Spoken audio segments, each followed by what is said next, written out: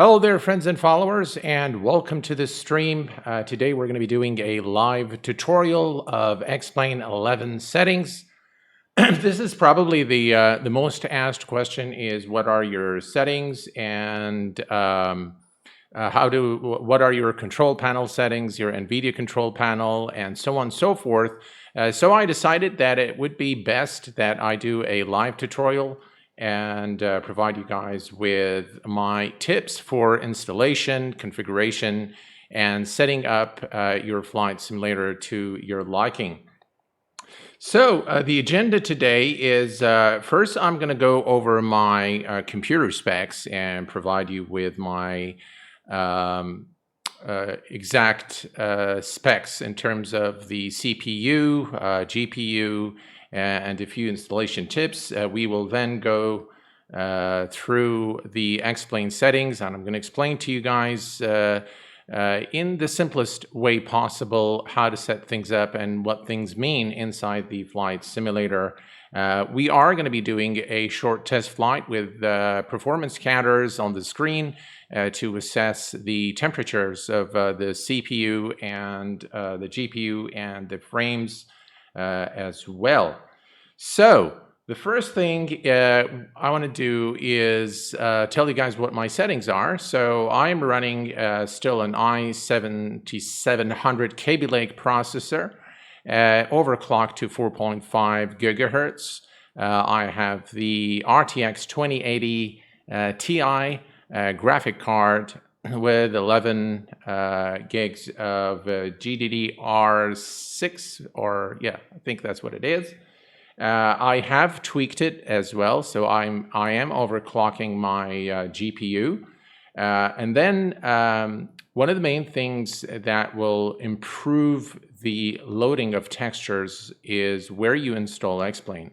My recommendation is to install X-Plane on an SSD. I have an M.2 SSD where X-Plane is installed. So I'll show you here very quickly. So this is what where I have X-Plane installed, as you can see here. And of course, you guys know what this is, right? So I only have X-Plane. I have Microsoft Flight Simulator 2020. I have the Benny overlay here and Xorganizer. Those are the only things I have installed here. And it gives me, of course, an M.2 hard drive is a lot faster than a regular SSD. So it is highly recommended that you install it there.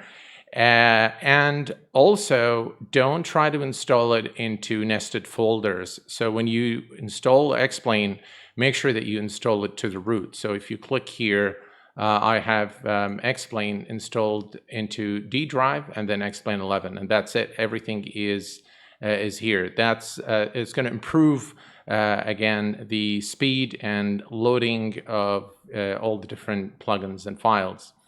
So with that out of the way, let me show you my NVIDIA control panel settings. That's been a question on the channel. I've received a lot of questions on this. So here are my control panel settings. The first, everything is pretty much default, but I am using anti-aliasing FXAA on. I have a video on this. Now, this setting is actually, it does wonders on my machine, but I've noticed that it does not work for everybody. So you might want to turn this on and see if it has any effect. I know, for example, Flight Deck to Sim has benefited from turning this on, but it doesn't work on every machine. The next thing that you'll notice is that I have a G-Sync enabled. I'm running an Asus monitor with 165 hertz refresh rate. So I am using G-Sync, and V-Sync, of course, is disabled in the sim. And if you are interested in the actual, I think the monitor model is quite old now, but it works perfectly fine. It is available on my website, www.Q8Pilot.com. You'll be able to get the exact model number. The next thing you will notice here that is different from the default is power management mode. I have it set on prefer maximum performance. Then you will have texture filtering and anisotropic sample option is turned off.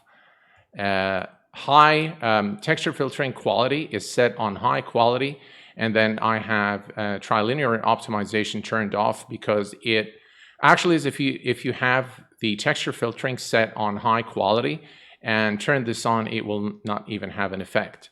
So it would not matter whether it's on or off if this is on high quality.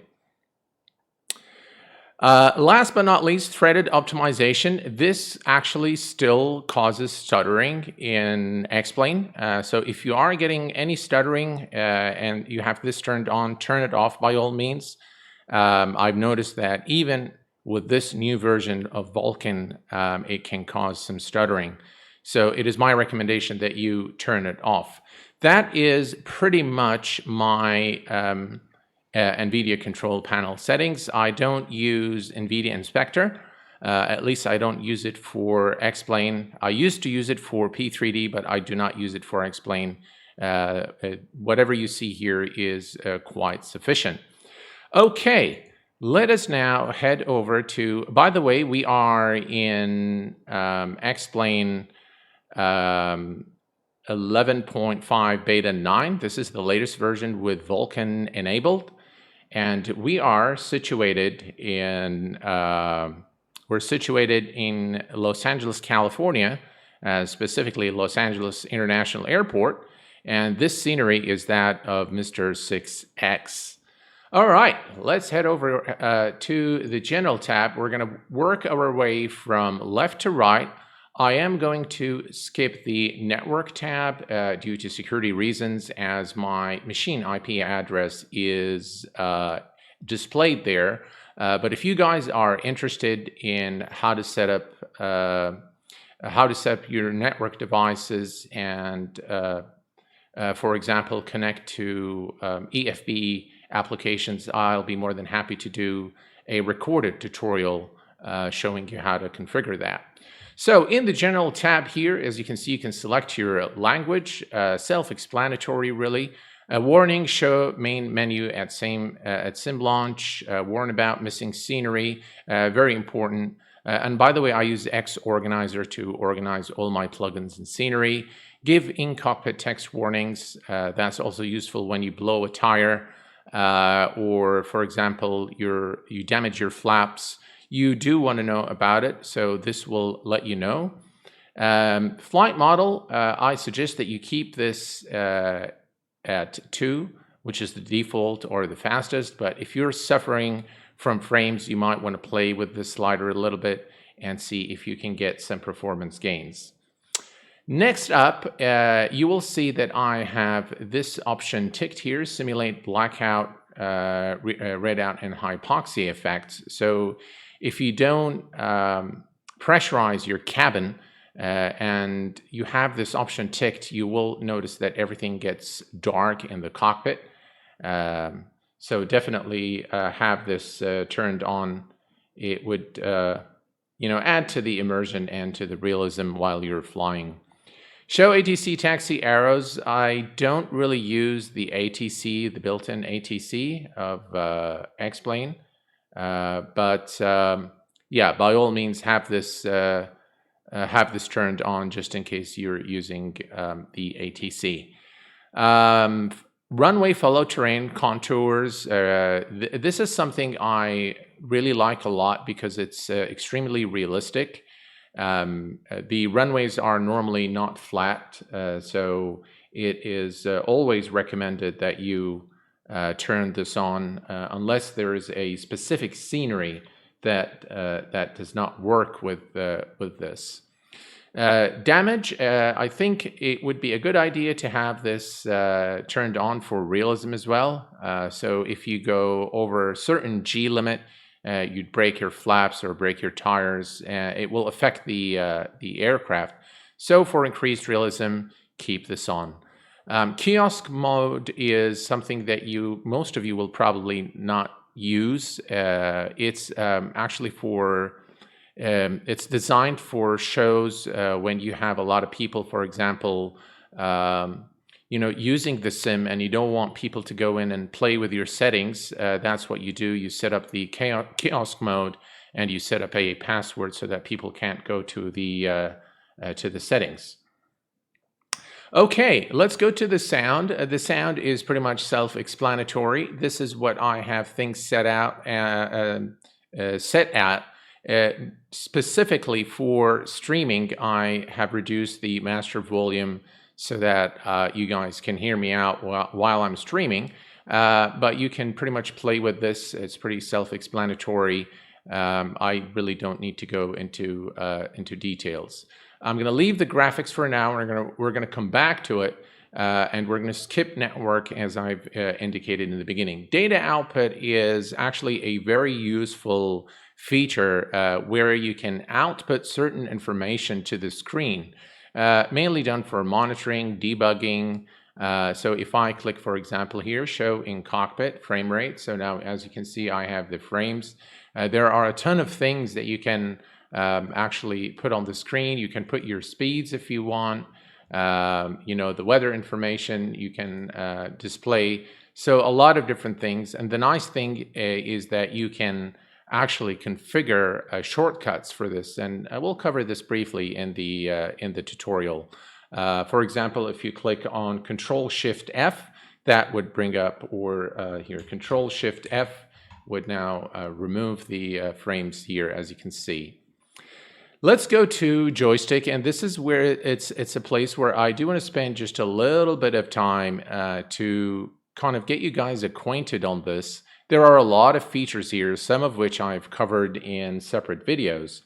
But the nice thing about X-Plane is that it detects almost all of the popular flight controls, the hardware flight controls, such as the Alpha flight controls, the HOTAS, and the SATIC brand. As you can see here, I have the Alpha flight controls, I have the HOTAS Warthog throttle, I have the Redbird Alloy RD1 rudder pedals, and the HOTAS Warthog joystick.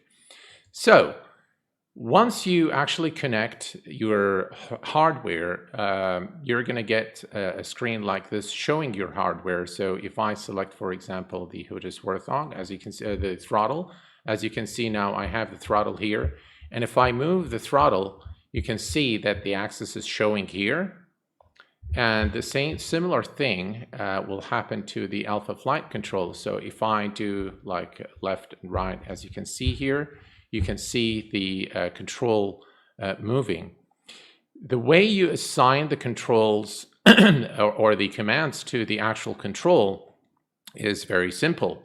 As you can see here, it says number 1 is the stick. So if I move here, and this is the this is the flight stick, if you will, or the yoke in this case, where it's the flight control, the Alpha flight control. The only thing you really need to do is select from the drop-down menu which command you want to associate with this specific control movement.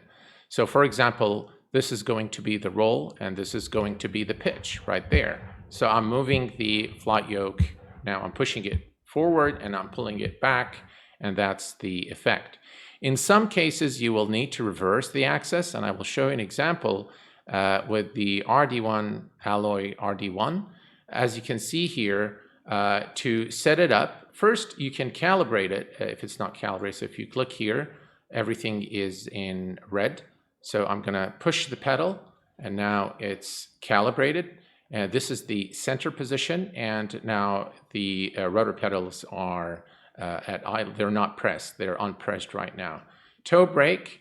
So I'm going to just click on the push the toe brakes on my rudder pedal, and now, as you can see, I have now calibrated everything on my rudder pedals.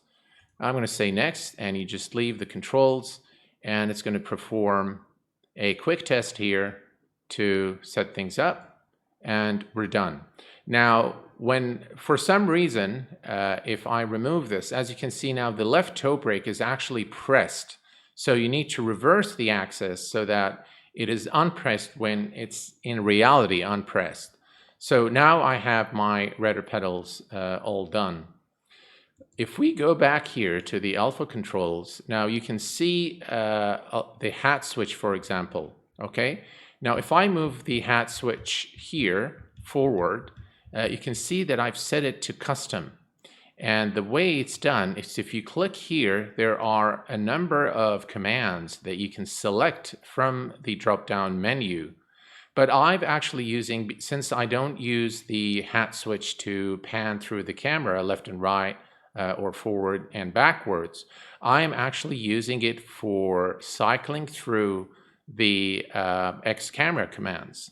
And the way you set custom commands is you go to custom and then you click on edit. If you click on edit, now for example, I'm going to search for my plugin, which is X camera. And as you can see now, I have X camera here, and I can go to the command that I want, which is move, let's see here.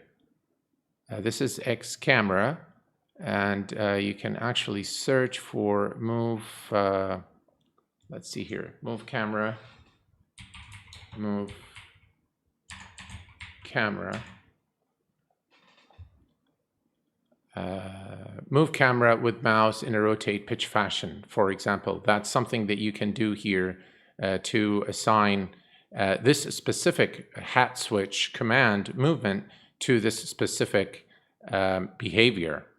Of course, we're not going to do this. We're going to cancel this because I already have it. And as you can see, I'm going to click on all of them, and I have all of them set to custom commands. Very, very useful to set commands. Another thing that you'll find, and by the way, you can do this for all the commands, and we can do it for the keyboard. We'll get to that in a minute. Another thing that is extremely useful is adding response curves. And what response curves essentially do, they delay the application of tension as you increase the force on your flight controls, so that you don't get this really sensitive reaction time from the simulator. So an example would be, for example, this is the response curve for pitch. So I can actually delay it by just moving the response curve here. Let's see here. If I add this here, and you can now move this the way you wish. You can move it this way, that way, and it will just, the farther you bring this, the later the force would be applied as you apply tension. Now this would indicate an immediate full force at this point here at 0.5, but you can actually adjust this now and bring this here so that you have a smooth curve. For the flight controls that I'm using, I didn't really need to change anything. For some aircraft, though, it's definitely recommended that you play with the response curves. I would actually love to see developers developing the aircraft with those response curves configured already, but it would differ very much from one setup to another. So that's probably why they don't include it in a profile. Which brings us to something else here, which you see here, the active profile. So I have, as you can see, UH1, which is a helicopter, and there is a user profile, which is the the default profile that I use for X-Plane.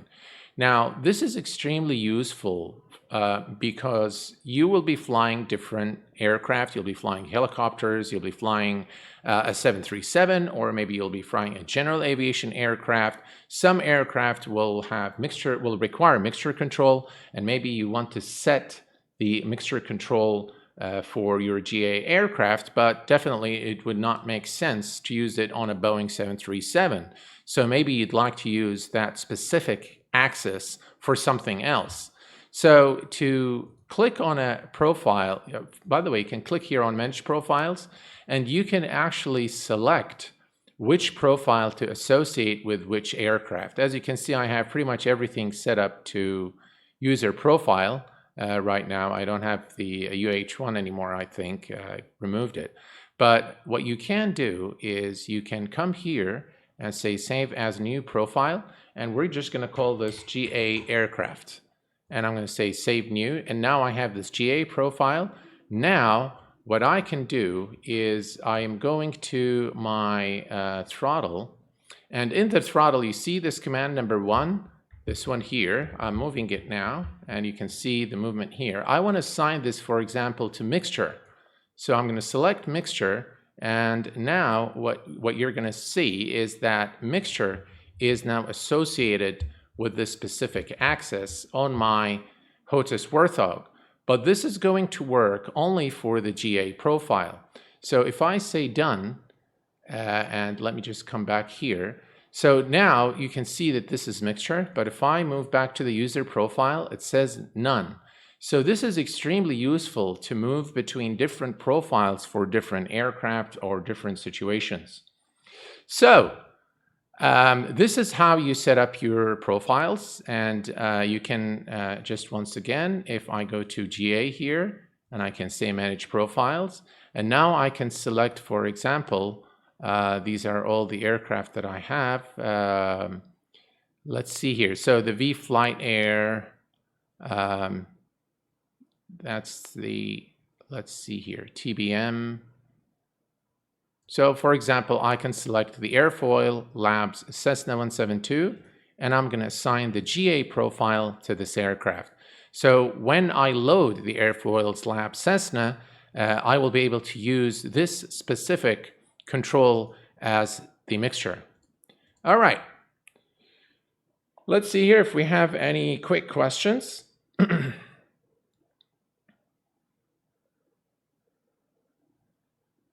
Okay.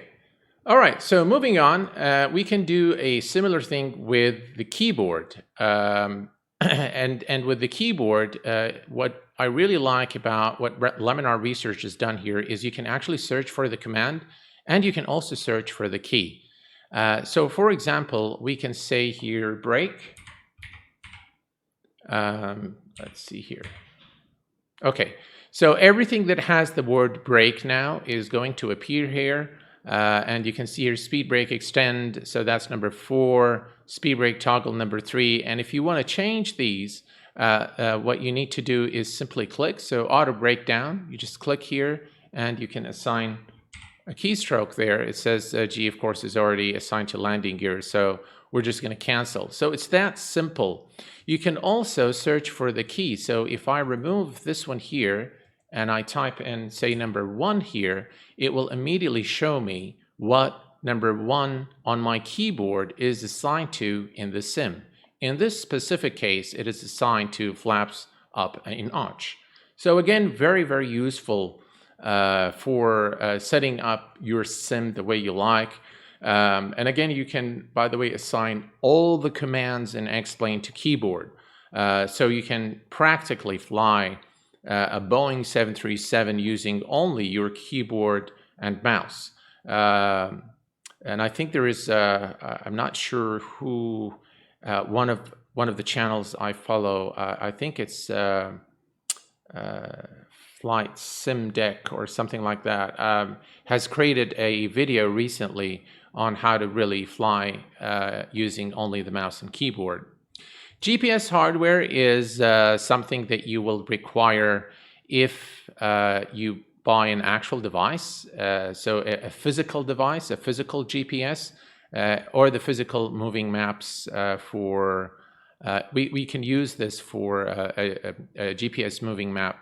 I'm not going to cover this as I do not have a Garmin device, but this option is available in X-Plane. If you have a device, then you'll be able to connect it to X-Plane. VR hardware is a territory that is untouched for me.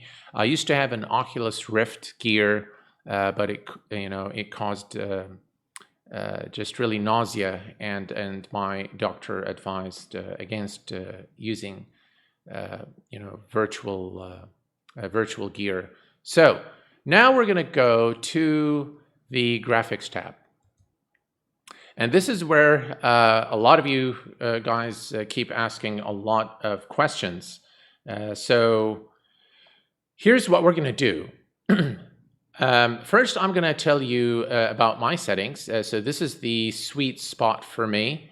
I can probably add a little more in areas that are less involved in terms of scenery, but this is pretty much how I run my sim. I can take the reflection details probably here, and the number of world objects can go to high, even in this specific scene, and I can still maintain about 31 FPS, but I just wanted to make sure that the stream is running smooth for you guys.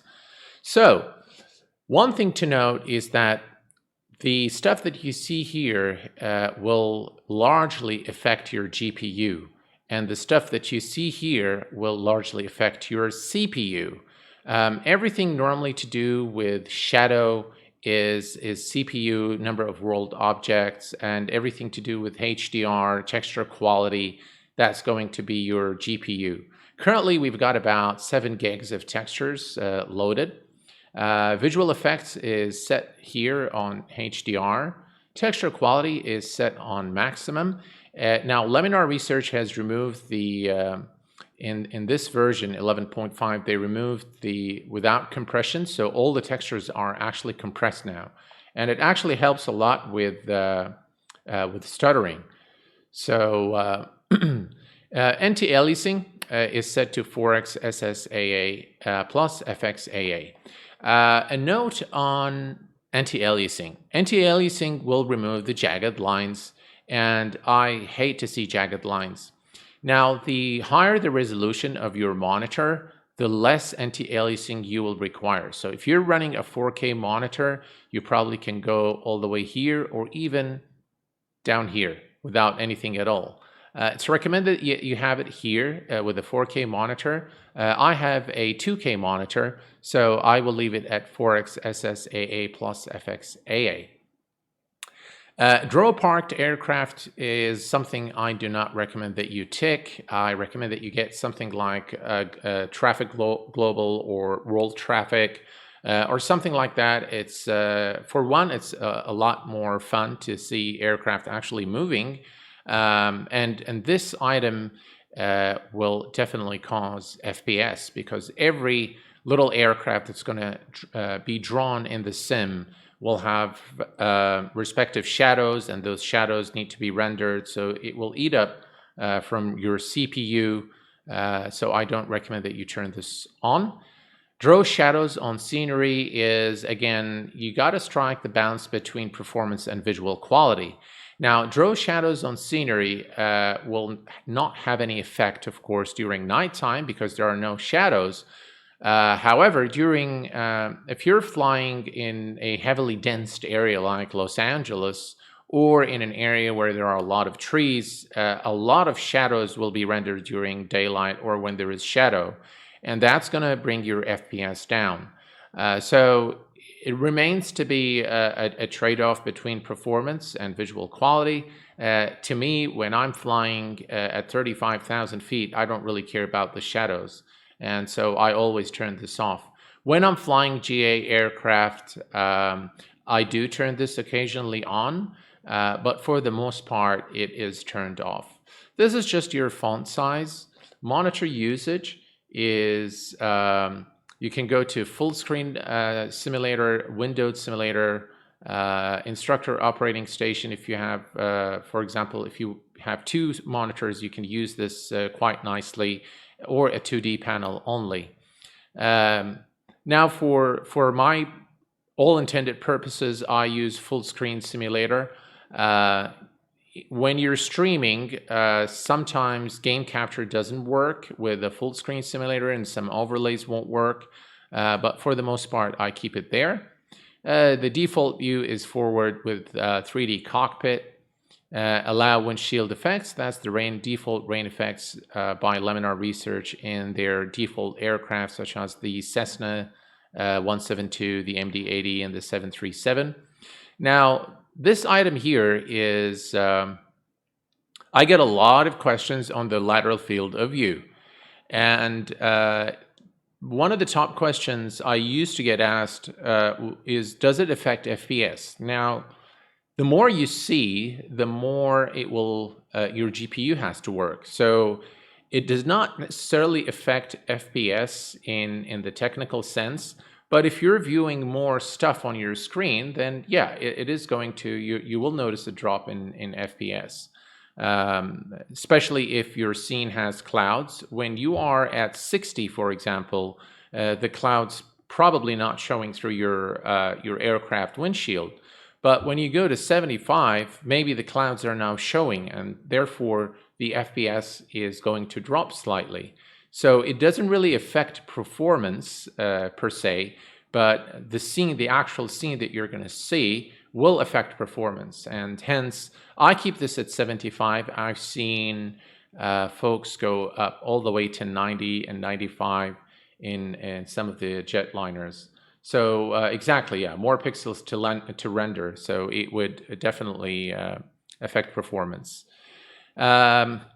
Use non-proportional vertical field of view. I honestly, I played with this, but to me, it doesn't really do anything other than just really confused me. So just keep this unticked.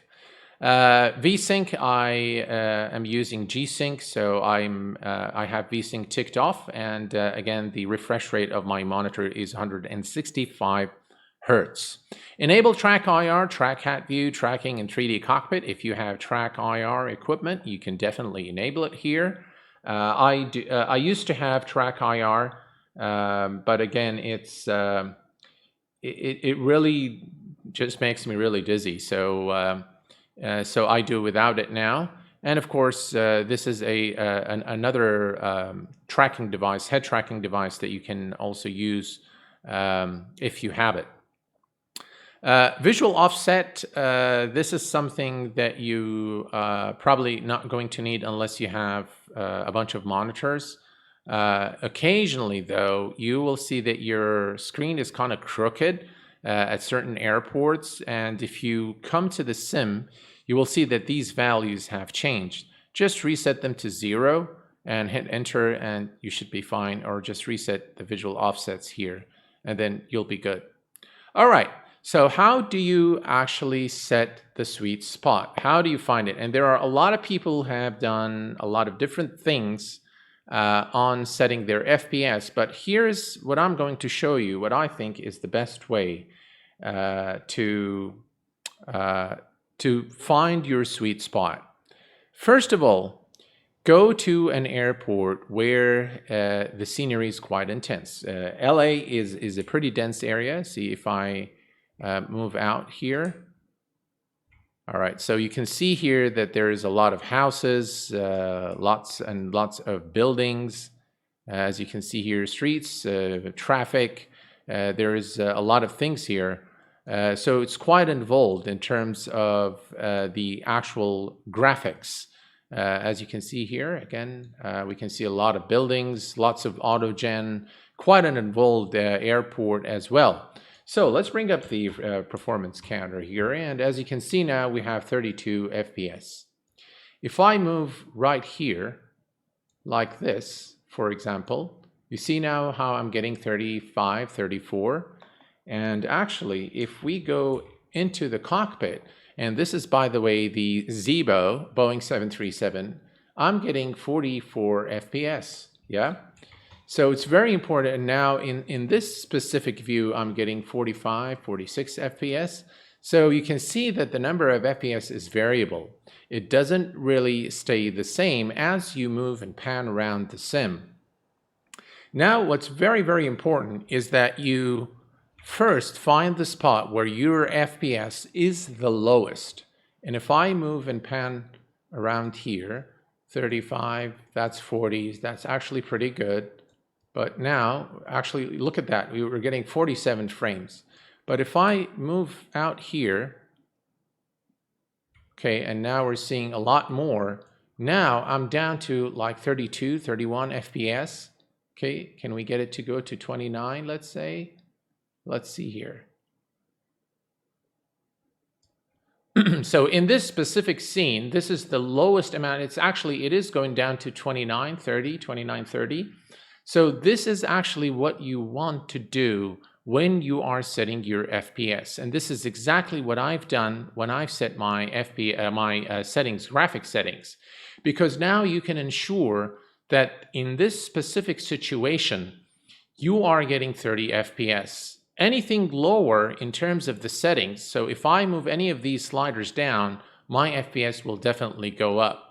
And if I move it up, I will probably start going into the 20s range, and that's when things will start suffering. 30 frames is still pretty good. You'll still get a pretty smooth experience.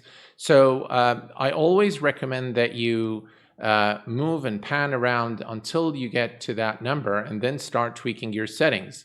Now you can start with, with the sliders halfway here, midway, and the same thing here. And then, start moving the sliders to the left to get about to 30 FPS. 30 FPS is perfect, guys. You're going to have a very smooth experience, especially with Vulkan. You should not really have any problem running 30 FPS and have a very smooth experience. Okay, so that is setting up your graphic settings. What I'm going to do now is hopefully the sim won't crash. I want to go to, so let's go back to the sim, and we want to set up your first flight. So we're going to go to flight configuration. Now, what Laminar has done in the latest version, or since X-Plane 11, is really changing the GUI. It's a really modern, next generation user experience where you can select your aircraft and configure your airport, your weather, your time of day. And there is also a flight director that you can actually use to create your own weather if that's what you choose to do. Now, I have a bunch of aircraft. The starred ones are my favorite, so I've clicked them here. So, for example, if you click this one here as a favorite, it will immediately appear here. And you can select the classes of the aircraft to filter if you have a lot of aircraft like I do here. As you can see, I have quite a bit. So you can actually filter by class. So if I select airliner, then only airliners would appear. If you select cargo, then only cargo, and so on and so forth. Let's leave it on all classes. You can also filter by the engine type, by the manufacturer, and these old studios. That's who actually developed these aircraft. You can also search if you want, and you can also search for aircraft from older versions of X-Plane if that's what you choose to do. So, the next thing is we are going to select an aircraft. So if we select this one here, the Cessna Skyhawk with the Reality Expansion Pack, you can actually click on the aircraft to customize, and you can select the liveries by simply cycling here. I don't have actually, sorry, the liveries are here, so you can cycle through the different liveries here, full white, old style, waves. Yep, that one looks good. And then you will see the aircraft information here: general aviation, single engine aircraft, manufactured by Cessna. Design studio is Laminar Research, and this is the path to the aircraft. What you can also do is you can set the weight and balance, and you can set this in US units or in metric units, which is really cool. You can set the center of gravity. You can set up your payload, and as you can see here, now things are changing here. You can set up your fuel, and once you change the fuel, it will indicate the flight time during normal cruise. You can always go back and click on Set Defaults and click Done. You can also have the option, if you don't want to start the aircraft from its cold and dark state, you can simply click here on Start with Engines Running, and that will basically start your flight with the engines running. So you can also configure failures, and there are, with different aircrafts, you can configure different failures. So you can configure, all of these are configurable failures, autopilot, and you can select here what you can set it to failed. So you'd actually start your flight with it failing. fail at an exact altitude, and then you can specify at which altitude you want the actual yaw damper in this case to fail, or you can say at a certain, let's see here, select altitude or select an exact speed. So when you reach 120 knots, I want the yaw damper to fail. Very, very nice for setting up scenarios and really setting up some challenges for yourselves. I really like what Laminar has done in this version, and they really offer very granular control over your flying experience. So if you want to set up a weather scenario, you want to set up a failure scenario in the aircraft, you can do pretty much whatever you like. So this is how you'd configure your sim. Your aircraft, but you can also configure the airport and the location. We are currently at Los Angeles International Airport. I am going to select Santa Monica Municipal Airport. By the way, Santa Monica Airport is scheduled for closure by 2028.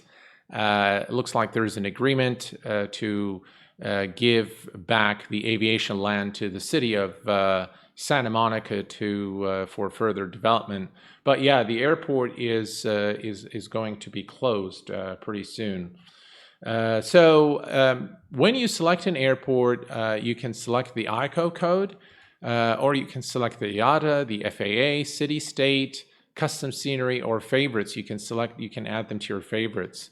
So in this specific case, we're going to use the ICO code, which is Kilo Sierra Mike Oscar for Santa Monica Municipal Airport, which is actually just right over there.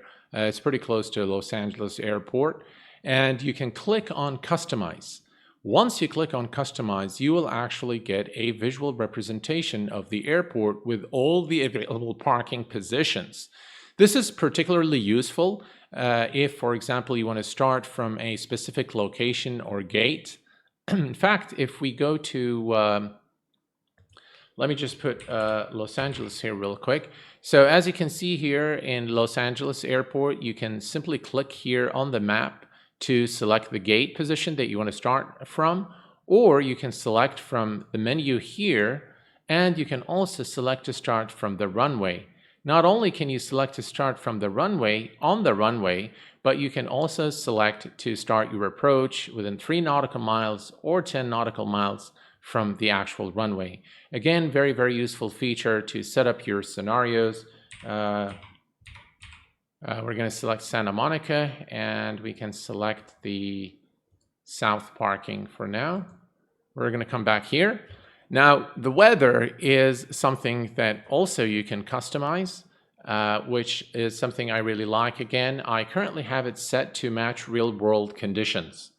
And the way you do this is you just simply select here. If you are using Active Sky Weather or FS Global Real Weather or some external weather injector, then you'd probably need to use from custom MATAR file.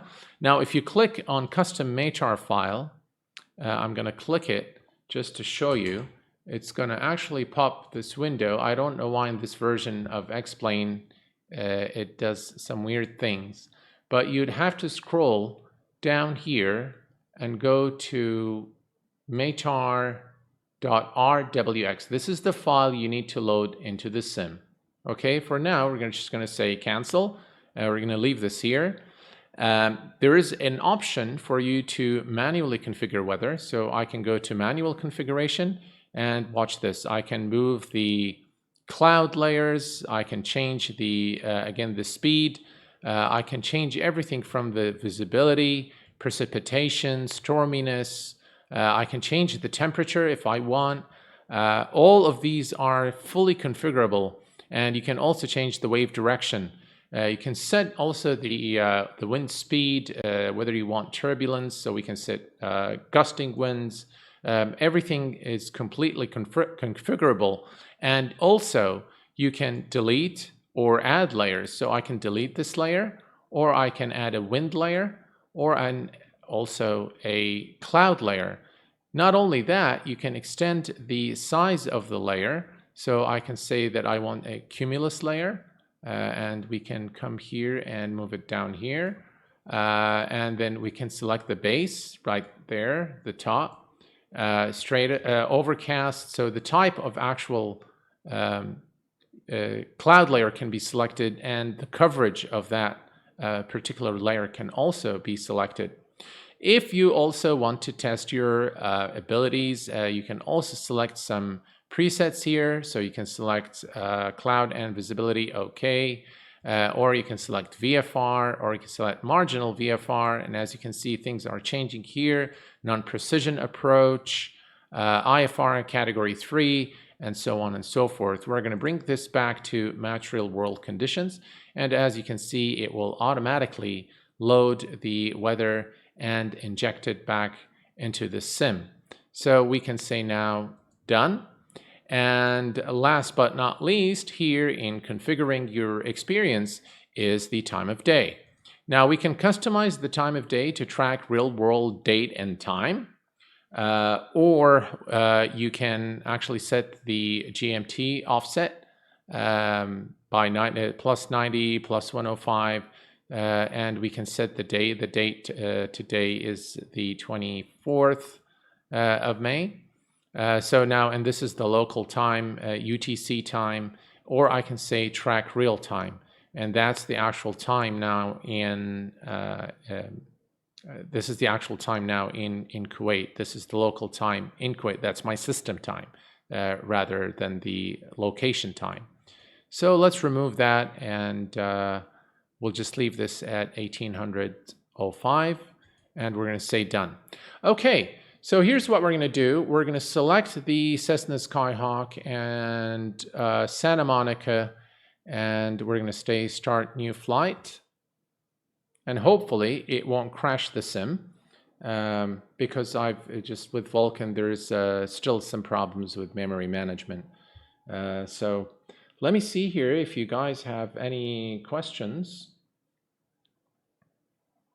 I know I've been blabbing for too long. I hope that you guys are enjoying the session here. And in a moment, we can turn on to a Q&A session as soon as the sim loads, but there are a few things that I do want to show you that you need to be watchful of when you are, whether you're overclocking or you're increasing your settings. There are a few things that you need to watch for, such as the CPU temperature, the GPU temperature, your fan speeds. All of those, by the way, you can tweak.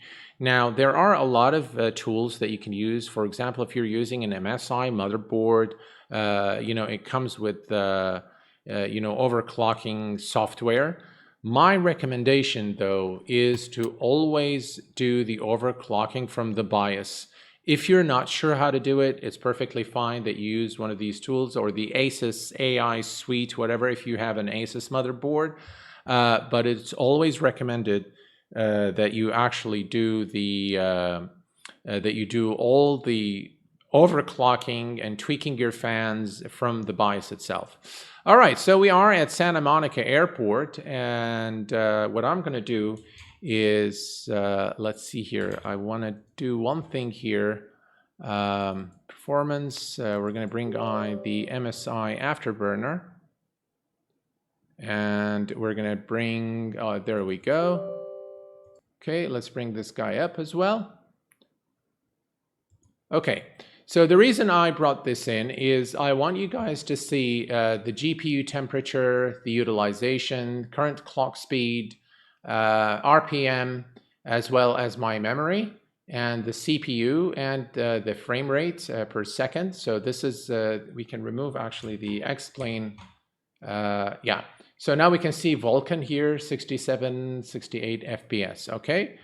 We're going to start the aircraft from, let's see here, beacon. This is the REP, okay? So we got to follow the, right, battery on, and we're going to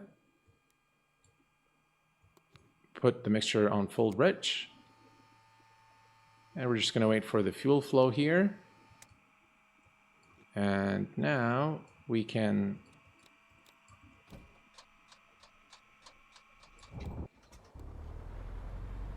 there we go.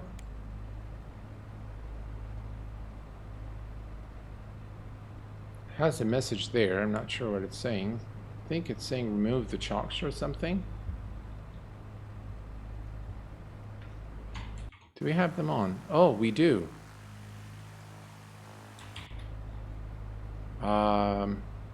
I think we're gonna have to turn off the engine. All right, let's turn it off. And let's remove the ground equipment. Not sure why. I think it's the... Let's see if that took care of it. No. Okay, so we need to go to the walk around real quick and remove these guys.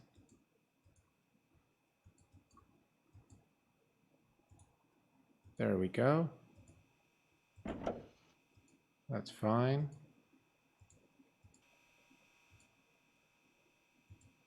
That's fine.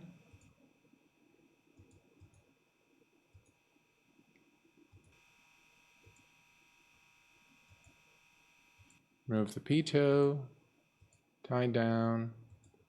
Looks like everything is good now. Remove the chocks and finish. All right, let's try this again. Actually, I'm just going to leave this. No,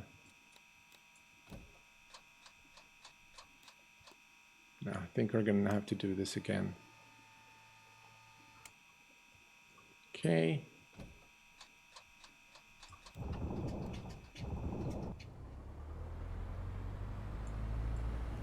Okay.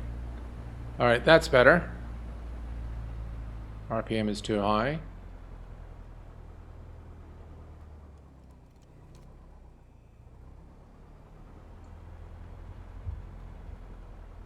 All right. Does world traffic work in Vulkan? I really am not sure. Okay, so now this brake keeps just releasing. Okay, let's turn on the avionics, taxi and nav lights. And as you can see now, if you look at the GPU, pretty, it's pretty normal. CPU is 60-ish. Again, pretty normal. Utilization of the CPU is about 22%. And we are overclocked at 4.5 gigahertz. All is looking good. If your GPU temperature is above 79, if you're in the 80s range, you're probably in the dangerous zone. And your CPU is probably the same. So you need to be extremely careful and watch the temperatures when you tweak your settings or you overclock your CPU. You don't really want to lose your your PC. I'm not sure exactly where the taxiway is with all these aircraft, but it looks like it's somewhere over there. Yeah, let me switch to external view.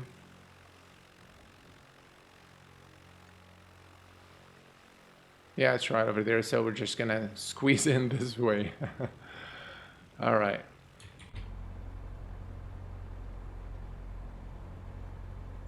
Let's bring the yoke back. And we can move a little bit right there. I think I like this view.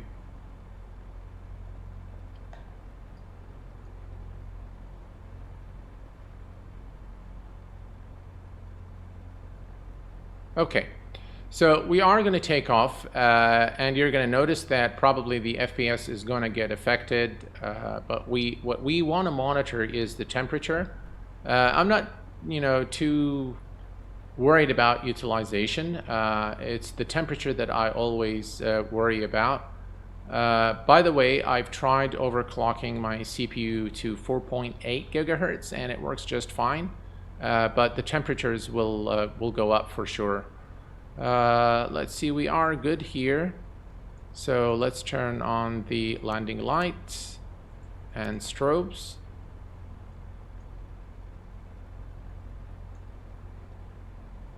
Okay. Bring the yoke back. And we are going to put the mixture on full rich. And ladies and gentlemen, we're going to take off here from Santa Monica Airport.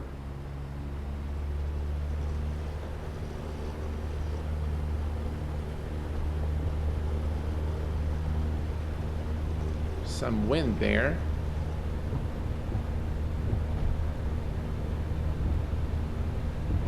All right, 60 knots and rotate. Look at that scene. Just absolutely beautiful.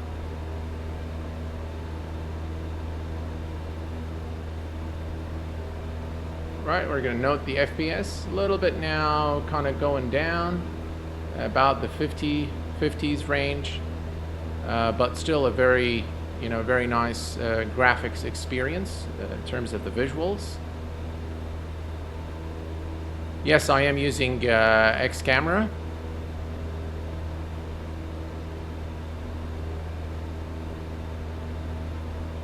And again, as you can see here, everything's looking good here. About 53 FPS, pretty solid performance really. With Vulkan, 56 Celsius GPU. The memory is about, we're not using much actually in terms of memory. I do have, by the way, 64 gig of RAM. Here, let's make a turn towards the buildings there and see if that affects the FPS a little bit. Yeah, as you can see, FPS is going down a bit here. But still, pretty involved scenery and still pretty solid performance. Our temps are good. You can see now the CPU is rising a bit to the 70s range. But still performing pretty good for a Kaby Lake. It's about a 4-year-old machine now.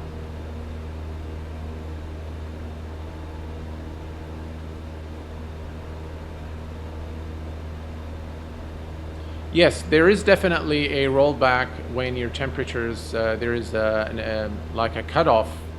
If you exceed a certain temperature, you would get the blue screen. Basically, that's what's going to happen. So absolutely, yeah. All right, let's switch to external view here real quick.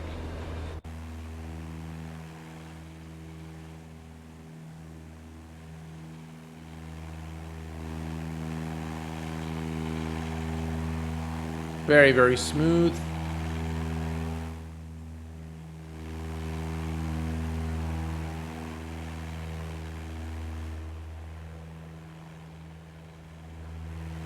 All around, very smooth experience. No issues at all in terms of performance. And it pays off to really find that spot, when you are, when you're configuring your settings. It really does pay off to find that sweet spot.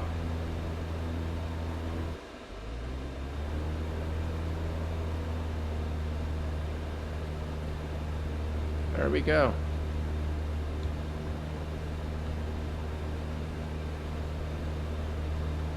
Okay, and here's the outside. Again, as you can see, there's a lot of buildings. So good trade-off.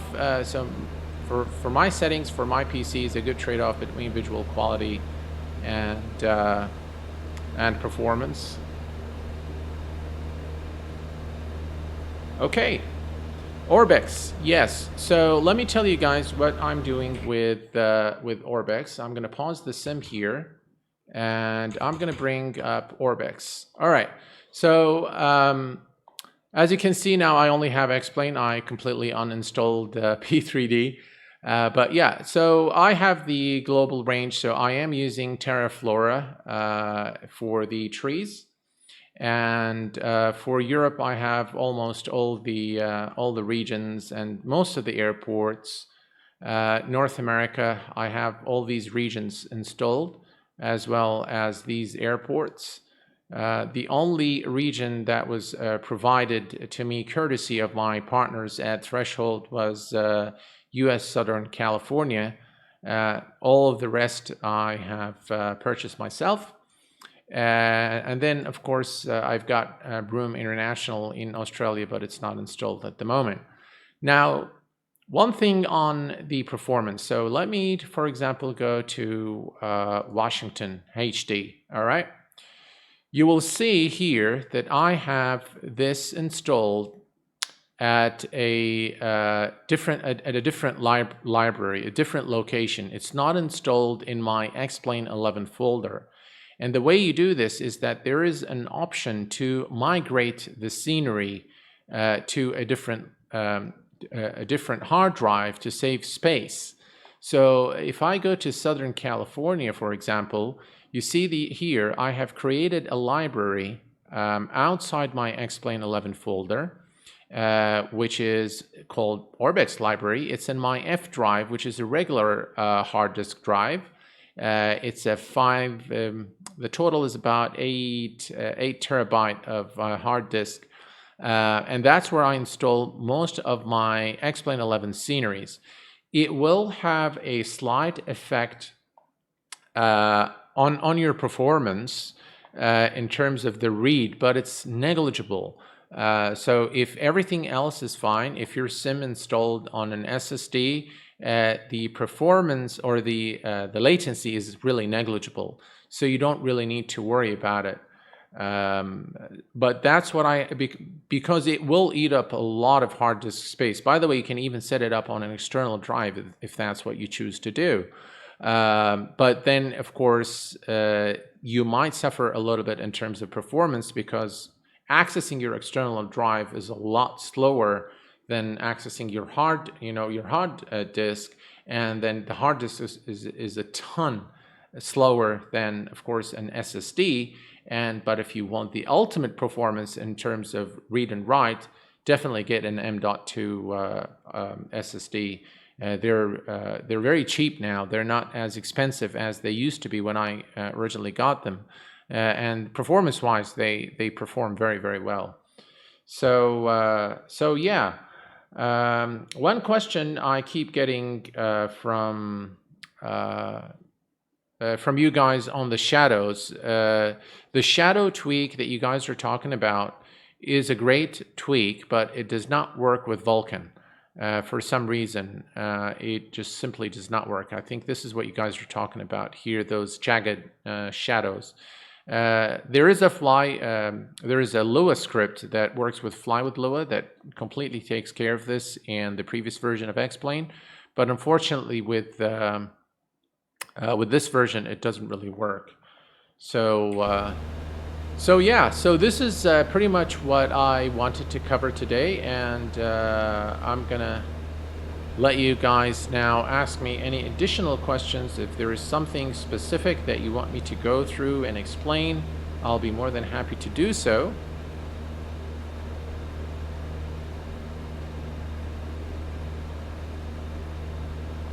Actually, let me go back here and see.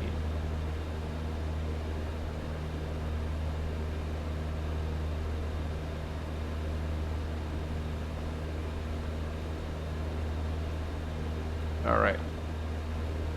Hack is working on my system, but that's 11.5 beta 4. There might be a change. Oh, what's this aircraft doing? All right, let's trim it. I don't think the shadows are that bad, and if you guys know of a specific tweak that works, please put it in the comment section. I will take a look definitely. And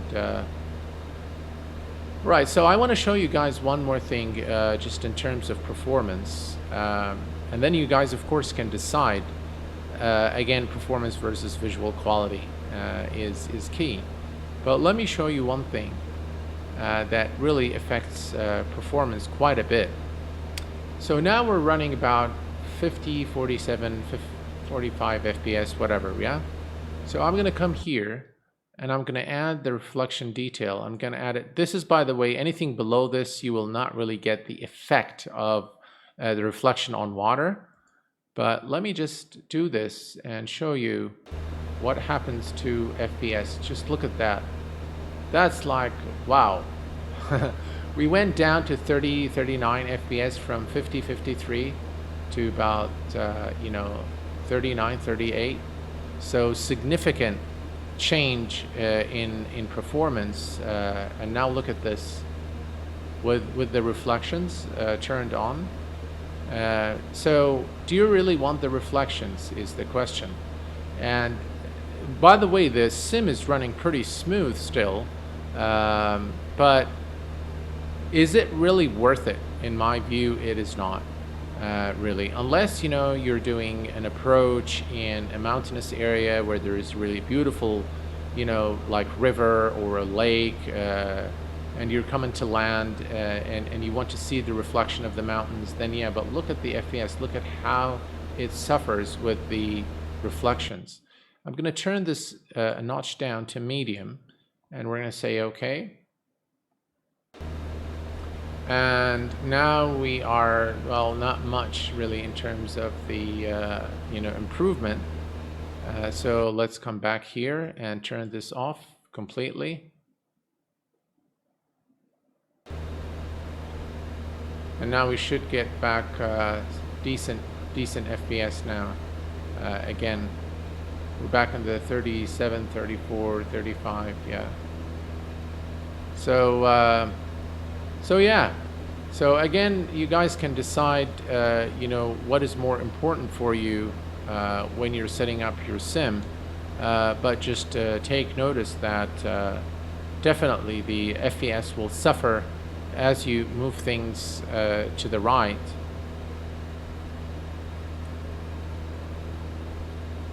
Setting up your... All right, so if you're the way you set it up is, if you look, this is the compass that you need to look at, and then you need to set up your course here. So you need to make sure that it matches, whatever you're getting here. That's what you need to do, really. Orbx scenery is downloadable from Orbx Central. Yes, it is. All Orbx scenery is downloadable from the Orbx Central.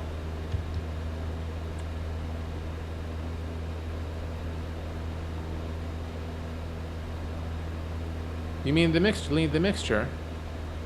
Yeah, it's already lean. It's fine. You're most welcome.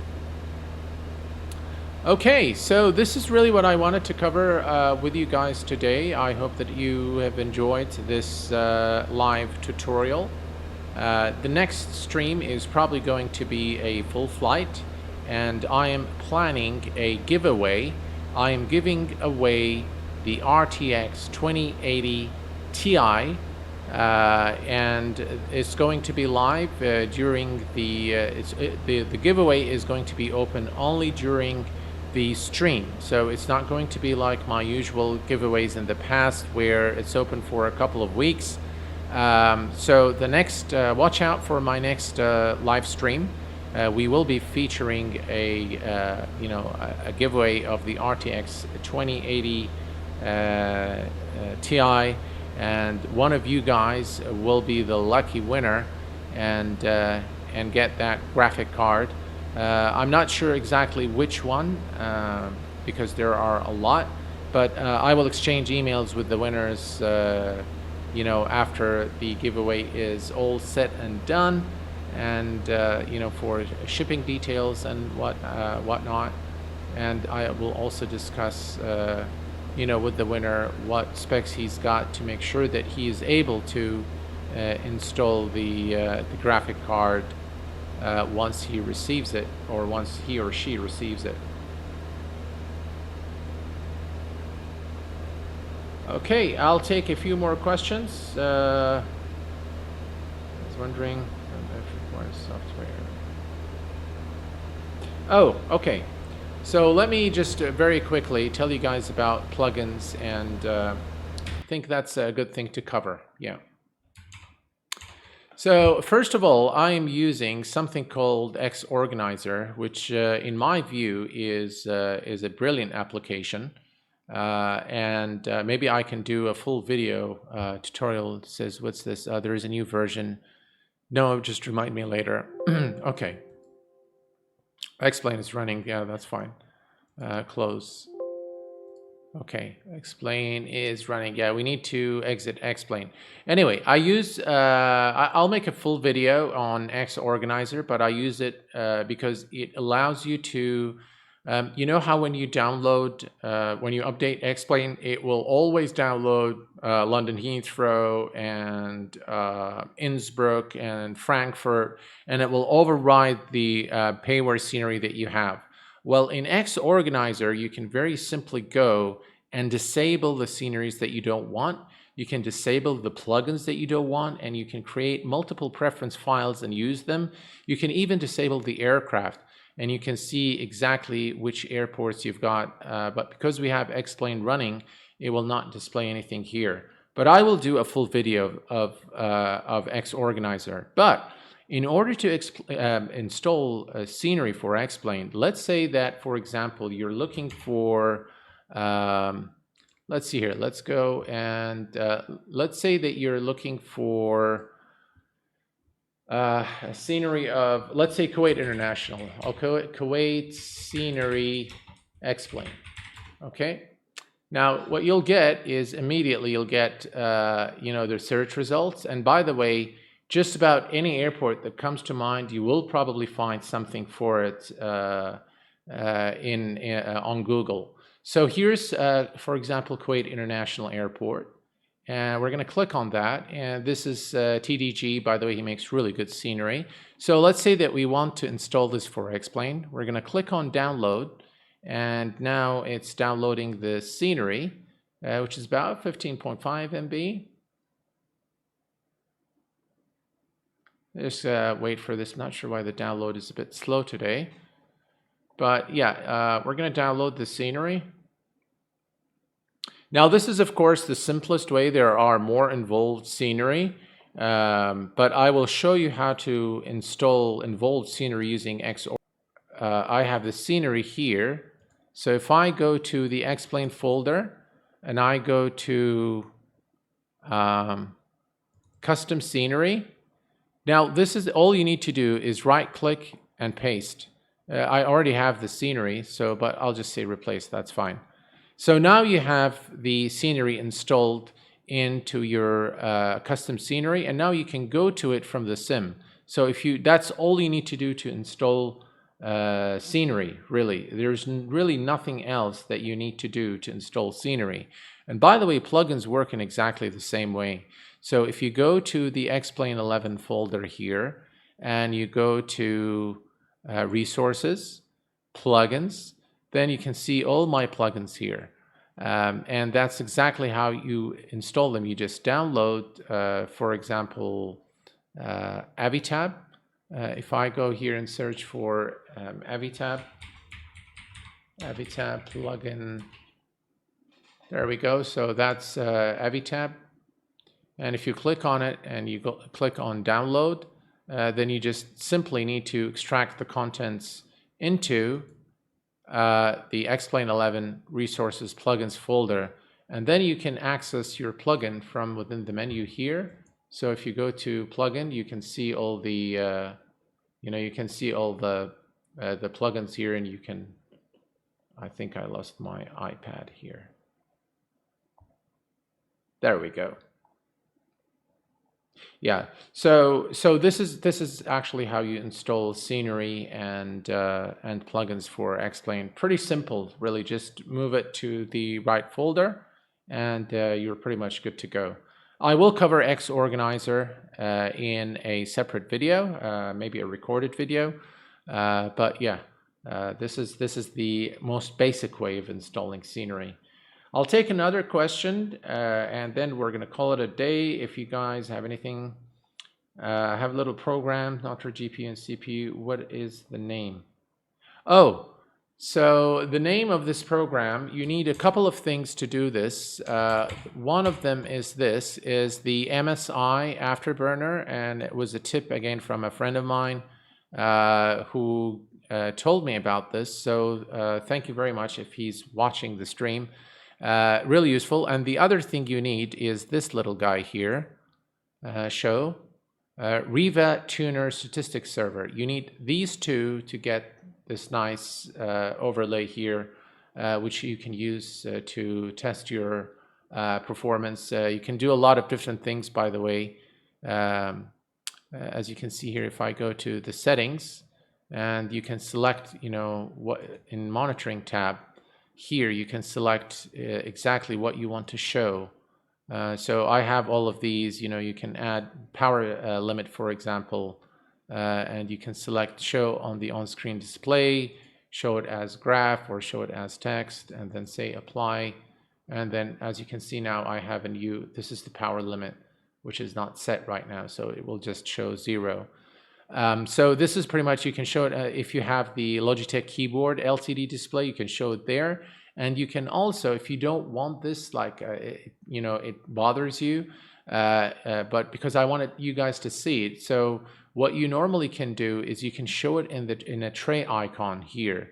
So if you click here and you say apply, then it would show here.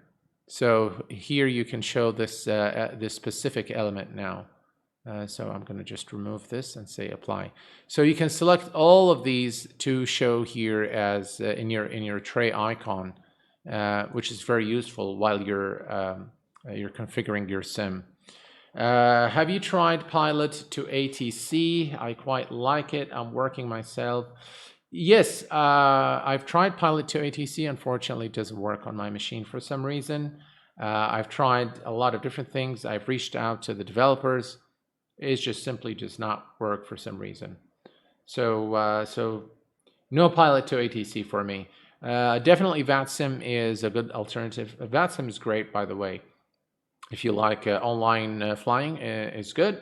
IVAO is also very good. Pilot Edge they're very professional, but they're not good for newbies. They're a bit impatient. But yeah, if definitely you're starting out, IVAO is or VATSIM are both very great online networks. How do you install a global mesh scenery? So all the meshes, guys, they are installed in the same way. All the custom scenery is installed in the same way. However, having said this, what's going to really make a difference in how whether your scenery is going to work properly or not is how you set it up in your scenery, custom scenery.ini file. So I'm going to scroll down here. I'm going to go to the scenery pack.ini. By the way, I'll always make backups. So if I click here, the order in which everything is shown here does matter, because there is precedence of the priorities will decide what is going to show on top of what. So as you can see here, at the very lowest priority, I have my actual meshes. For example, the HD mesh is here, and I have all my ortho photos here. And then as you begin going up, you'll see the libraries, and then you will see the scenery. And this is pretty much what you need to set things up. But if you don't want to worry about this, again, Xorganizer would automatically set everything up for you. And if there are any errors in your scenerypacks.ini, it would fix it for you. So what I'm going to do is I'm going to create a separate tutorial specifically for using Xorganizer, because it really takes all the guesswork out of setting up your scenery packs ini. But this is basically how Xplane reads where your mesh is, where the libraries are, and where your actual airport scenery is. For example, if I go back up here, those are the most recent ones installed, and yeah, so this is the actual order they need to be installed in. The library should be here, then the seasons, then this. I'm not sure why it's. This is the custom scenery for the seasons and what have you. Again, Fly Tampa. If you look here, for example, I have the airport, the city, the overlays, photoreal, then the mesh. So the mesh has the lowest priority because I want to overlay everything on top of it. So the mesh comes first, then comes my photoreal textures, then the overlays would come, then the actual city, the buildings and all of that, and then the airport file.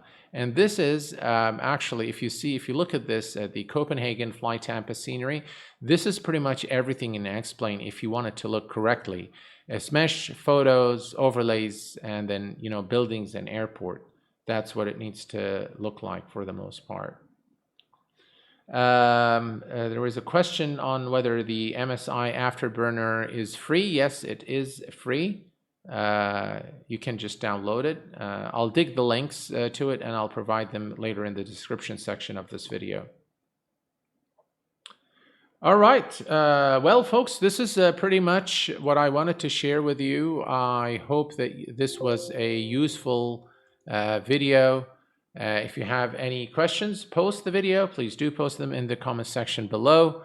Until next time, please take care of yourselves and each other, and I will see you all very soon. Thanks for tuning in today, and have a wonderful day.